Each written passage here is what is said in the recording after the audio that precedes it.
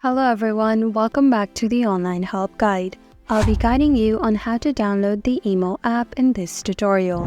Let's get started. Start by opening Play Store on your device.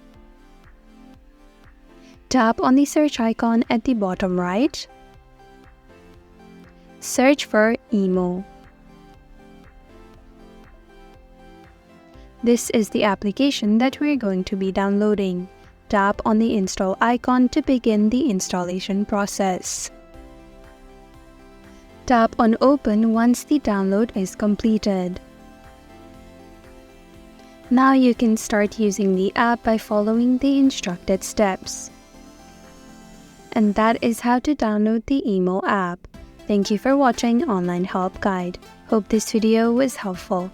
If it was, then hit the like button and comment down if you have any questions or feedback. Also, if you're new to our channel, subscribe and hit the bell icon so that you don't miss our upcoming videos.